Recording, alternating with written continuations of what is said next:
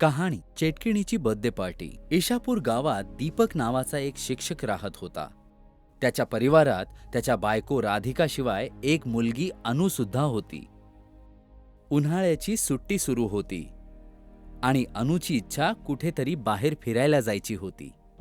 दीपकने तिला काही महिन्यांपूर्वी प्रॉमिस केलं होतं की उन्हाळ्याच्या सुट्टीमध्ये तो त्यांना डोंगरावर फिरायला नेणार आहे. म्हणूनच अनु काही दिवसांपासून आईला सारखी हेच सांगत होती की आई, बाबांना सांग ना की आपल्याला डोंगरावर फिरायला घेऊन चला म्हणून. सांगते, पण थोडा धीर तर धर. अजून तुझ्या सुट्ट्या सुरू नाही झाल्या आहेत. पण बाबांनी प्रॉमिस केलं होतं ना, मग बाबांचं प्रॉमिस खोटं होतं का? ते तू जाणो आणि तुझे बाबा. त्यांनाच विचार की त्यांचं प्रॉमिस खरं होतं की खोटं होतं. माझं डोकं नको खाऊ, समजलं? अनु आणि राधिका हे बोलतच असतात की तितक्यात दीपक तिथे येतो. आई लेकीमध्ये काय गप्पा चालल्यात?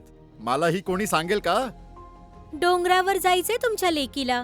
म्हणतीये की बाबांनी तिथे फिरायला घेऊन जायचं प्रॉमिस केलं होतं. हो बाबा, प्रॉमिस तर केलं होतं आणि मी ते पूर्ण सुद्धा करणार. पण बाबा कधी? आपण उद्याच डोंगरावर फिरायला जाणार आहोत आणि तू आणि तुझी आई तिथे जायची तयारी करायला लागा लवकर. आणि दुसऱ्याच दिवशी दीपक, राधिका आणि त्याची मुलगी अनु यांना घेऊन कारमध्ये बसून डोंगरावर फिरायला निघून जातो. संध्याकाळपर्यंत ते डोंगरावर पोहोचतात आणि रात्री थांबण्यासाठी एका हॉटेलवर जातात. आई बघ ना, हे हॉटेल किती सुंदर आहे. सुंदर तर आहे आणि सोबत लोकांची गर्दी सुद्धा खूप दिसतीये. असं वाटतंय की हे लोकांचं फेवरेट हॉटेल आहे. हो हो, आपण ह्याच हॉटेलमध्ये खोली घेऊन राहूयात.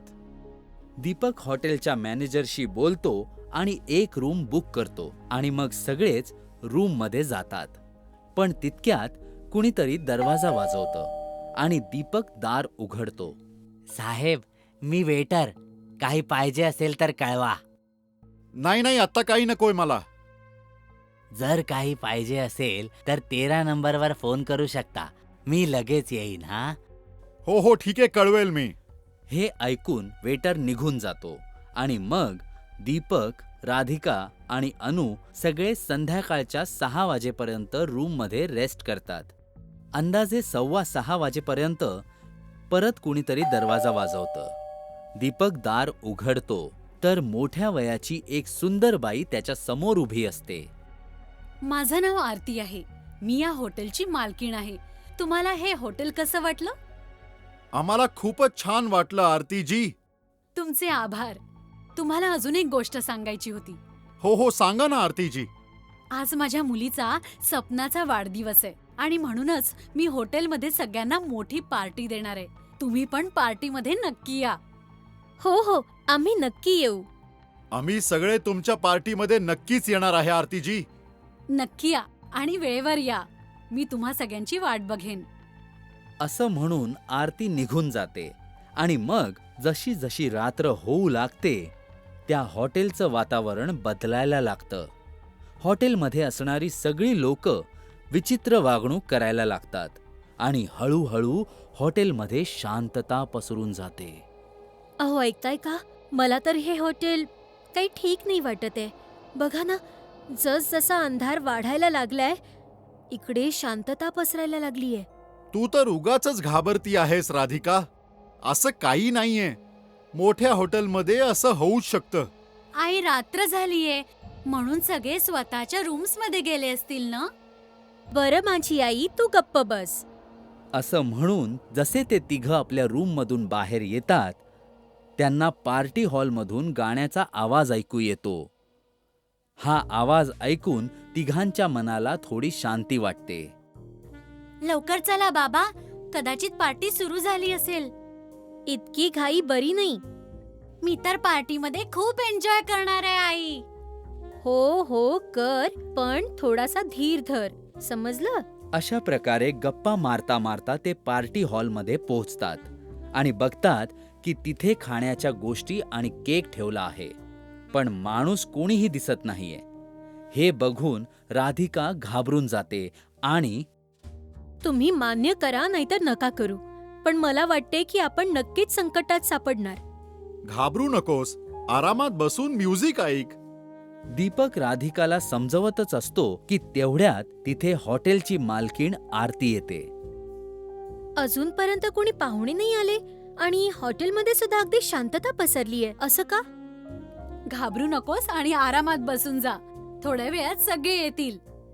असं म्हणून आरती तिथून निघून जाते आणि मग अचानक म्युझिक वाजणं बंद होतं आणि हॉटेलमधून विचित्र आवाज येऊ लागतात.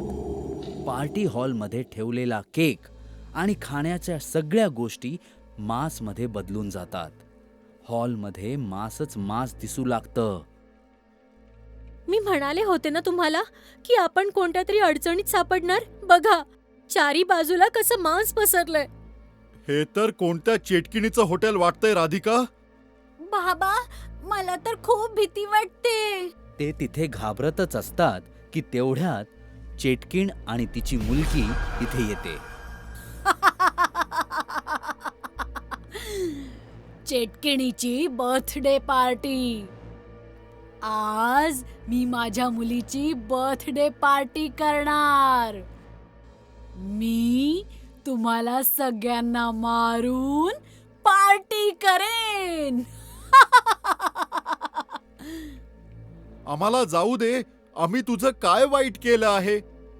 आम्ही तर इथे फिरायला आलो होतो. आई, मी तर या लहान मुलीला खाणार. तेव्हाच दीपक राधिकाला म्हणतो, राधिका, लवकर पळ इथून, नाहीतर आपण सगळे मरून जाऊयात. दीपकचं असं म्हणताच ते सगळे एका दिशेने पळायला लागतात आणि मग बघता बघता हॉटेलमध्ये आग लागून जाते. चारी बाजूला भूतांच्या सावल्या दिसू लागतात. तेव्हाच दीपकला भिंतीत एक खिडकी दिसते आणि ते सगळे त्या खिडकीतून बाहेर रोडवर पळण्यात यश मिळवतात. त्यांच्या हॉटेलमधून बाहेर रोडवर येताच हॉटेलमध्ये लागलेली आग अचानक विझून जाते आणि सोबतच त्यातून येणारे विचित्र आवाज सुद्धा येणं बंद होऊन जातं.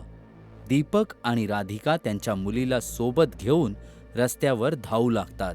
पण तितक्यात, थांबा, आता तुम्हाला घाबरायची गरज नाहीये, कारण इथे चेटकीण नाही येऊ शकत. तुमचा धन्यवाद साधू महाराज. पण हे सगळं काय होतं? हे एक भुताटकी हॉटेल आहे ज्याच्यात एक चेटकीण आणि तिची मुलगी राहत होती. त्या दोघी आई लेकीच या हॉटेलच्या मालकीण आहेत. काही वर्षांपूर्वी त्या ह्या हॉटेलमध्ये बर्थडे पार्टी करत होत्या की तेव्हा हॉटेलमध्ये आग लागली आणि सगळे त्या आगीत जळून मरून गेले. त्या दिवसापासून हे हॉटेल झपाटलेलं आहे.